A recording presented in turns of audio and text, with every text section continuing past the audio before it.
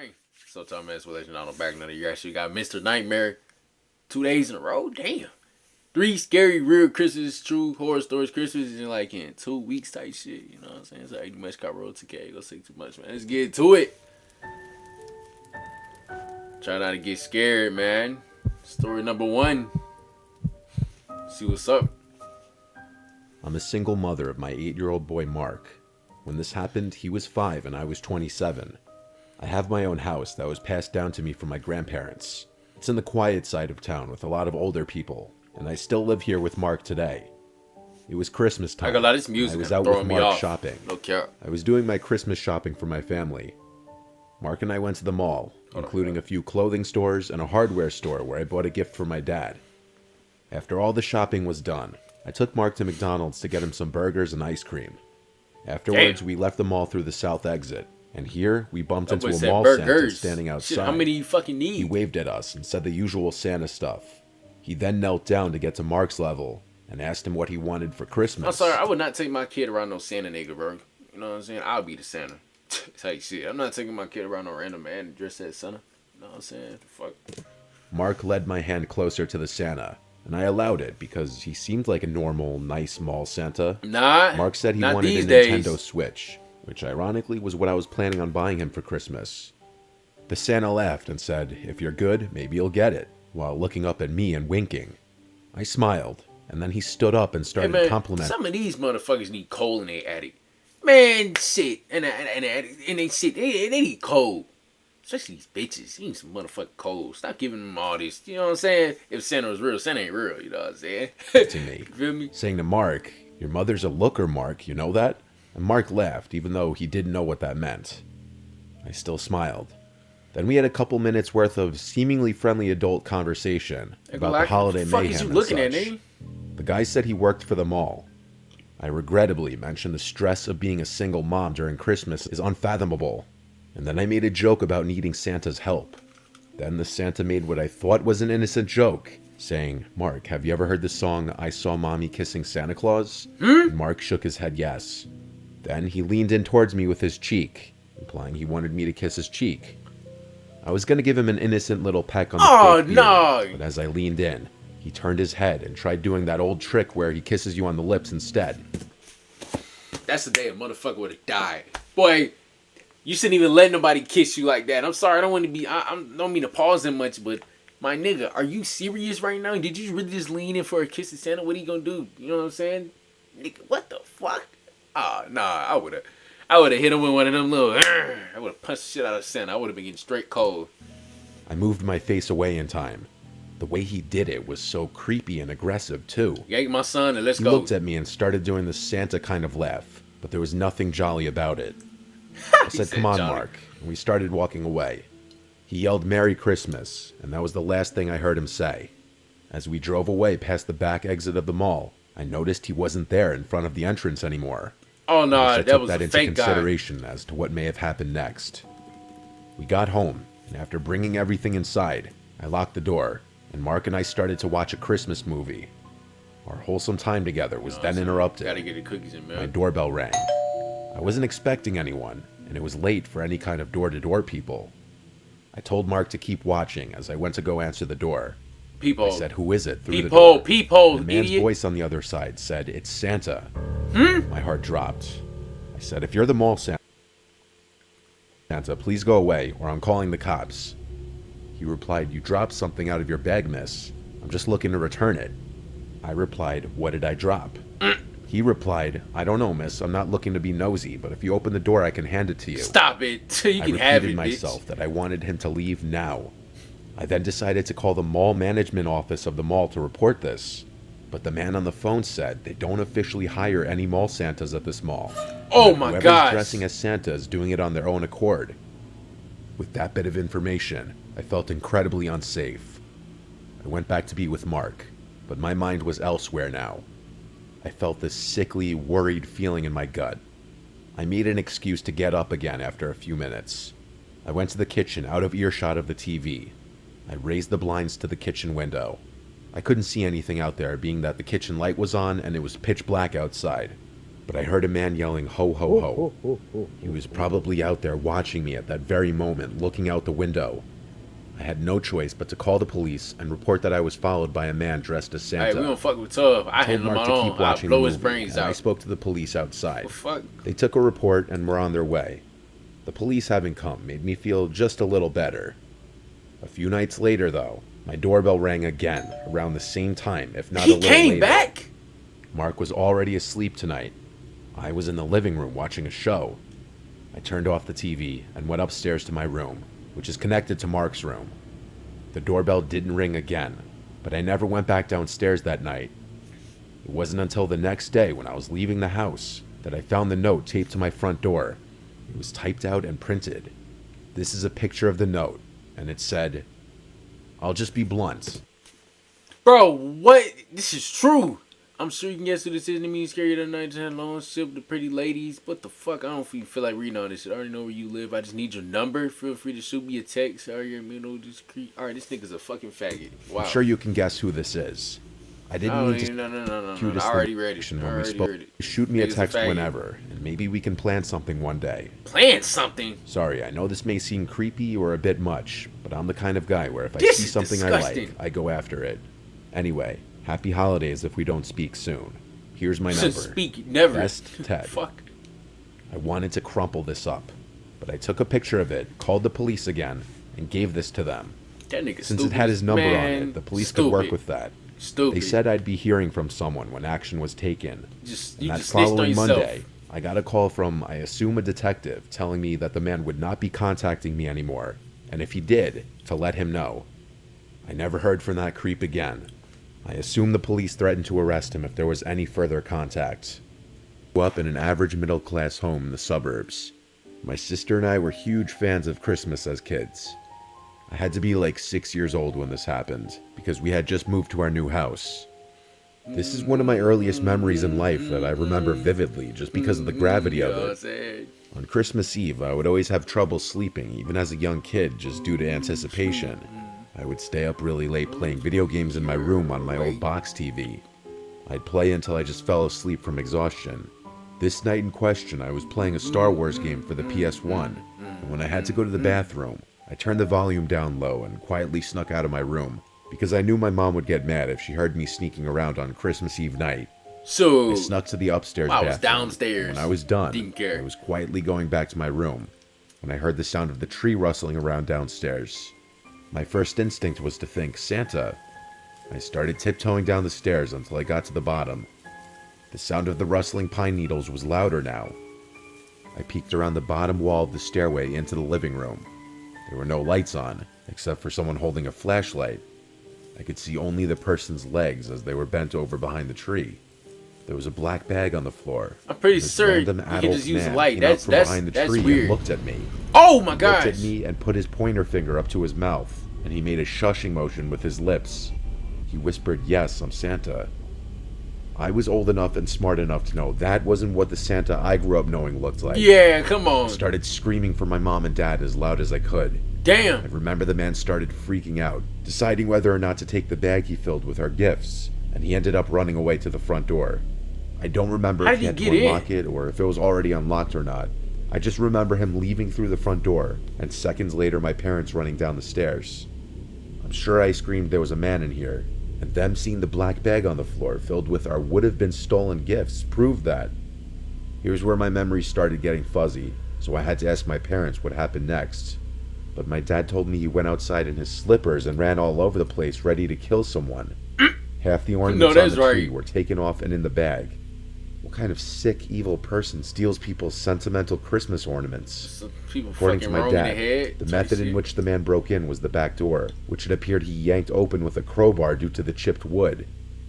A house a few blocks away had also fallen victim to this, and it was on the news. It was most definitely the same guy.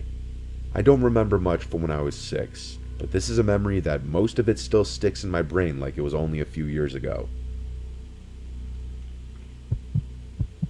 Damn. Story number 3. 2020.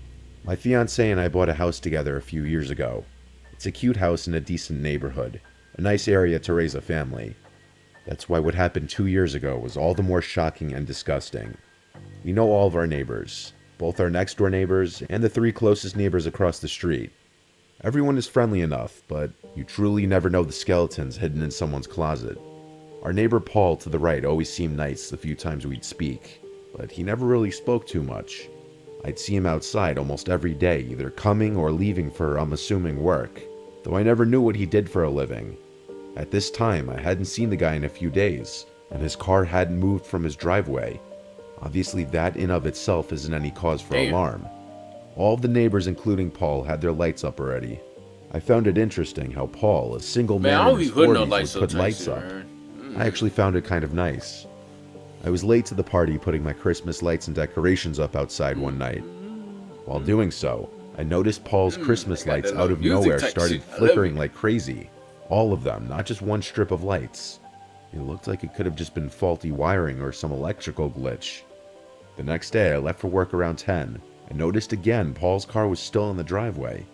I also noticed all the blinds in his house were still closed. Even when I got back from work, the blinds were all closed, but his Christmas lights were on, so he was definitely home. I joked with my fiancée that he must have been on some kind of hibernation. Later that night, my fiancée came inside and told me of Paul's Christmas lights acting up. I went outside and it was the exact same thing that was happening the night before. The flickering wasn't happening in a way that would appear that he programmed it that way. It was happening in a very spastic, glitchy sort of way. So I figured I'd be nice and go let him know, and also see if he's okay since I hadn't seen him. I knocked on the door, and when there was no answer, I rang. All the blinds were closed and I couldn't tell if the lights were on or not. When there was no answer, I rang one more time. Finally, the door opened, and Paul greeted me. I let him know about his flickering lights, which I just noticed weren't flickering anymore. I promised him I wasn't making it up. He said he wasn't aware of that and thanked me. I asked if he was alright, as I hadn't seen him in a while. He said he was just feeling under the weather. He was acting a bit off. Then I heard something from inside the house. Hiding the body? At first I thought I was imagining it, but it sounded like a child screaming. Damn! Screaming for help. Paul didn't have any kids. I was about to ask Yo! him, "You hear that?" But on the spot, I decided not to. Don't say I shit. said goodbye and walked back to my house. That I told my fiancée to call the police right now. I think Paul has a child in his house. Her reaction was literally, "What did you say?" I said, "I think Paul kidnapped a child." So I called the police and said I think I heard a child screaming inside my neighbor's house. My neighbor who doesn't have kids and hasn't been leaving his house the past week or two. I asked to keep who made the call anonymous, though I knew Paul wouldn't be so stupid as to not know it was me. I mean, yeah, but he gonna figure out it was you anyway. Like, there's no way to all of a sudden the police come up, you know what I'm saying? Who made the call. Sure enough, the police arrived and entered his house on exigency, and when I heard what they found, I was appalled. There was a young boy locked in the basement. Damn! He'd been locked down there for 4 days. The boy had been kidnapped from a completely different town. As far as the flickering lights, the boy was a genius and somehow found a way from the basement to flicker the Christmas lights as an attempt to call for help and get someone's attention outside. Probably whenever he saw someone through one of the blocked off basement windows. I reckon he saw his chance. This nigga gonna be a kidnapper. He can't even fucking plot your own shit right. Y'all need to find a guy. I don't know. To call for help when someone was at the front door. Clearly a very smart kid with great survival instincts. I'm glad he was reunited with his family. I don't want to know what was done to him, but I hope he lives a normal life and has put this behind him. Knowing how serious of a crime child kidnapping is, Paul won't be getting out of prison anytime soon. Not for real. Lock that motherfucker up. Shit. Story number 4. Damn, I thought it was 3. I was home alone one weekend, so my girlfriend Jenny came over to spend the weekend with me. It was the middle of December, and Christmas festivities were in full swing. Jenny wanted to watch Christmas movies tonight, so we ordered food, drank wine, and sat by the Christmas tree in the living room watching Christmas movies. We started with The Polar Express, then we started watching Elf. We ran out of wine, so I decided I'd run to the liquor store down the block to get more. It would only take 10 minutes anyway. It was a Saturday night, so they were open later. The usual cashier was working, and I got stuck in a conversation with him like I always do whenever I go there. Mid-conversation with him, I felt my phone vibrating in my pocket. I checked my phone to see it was Jenny. I interrupted the cashier, saying 1 sec, and I picked up. Jenny sounded scared, saying she keeps hearing noises from below the living room. That would mean the crawl space. I told her it's fine, there's nothing down there. See, y'all She be asked me scared of these motherfuckers, man. If I hear something, I'm gonna make sure I'm protected, just in case this nigga wanna be a bitch and have a knife or a gun. But shit, I'm gonna go fight him. Y'all be scared. Nigga, I'll handle it my own self. You know what I'm saying? stay on the phone with her until I got back, so I did. I walked the 5-minute walk back home, and Jenny was still on the couch. She had the movie paused still, saying that she was listening for sounds. When I asked her if she heard any other sounds, she said no. She asked what if there's an animal down there. I told her that's not possible, as there's no openings from anywhere outside. I Shorty opened the said a wine fucking bottle, animal. and we continued to watch the movie. Stop. It wasn't long after that we both heard a distinct thud type of sound from below us.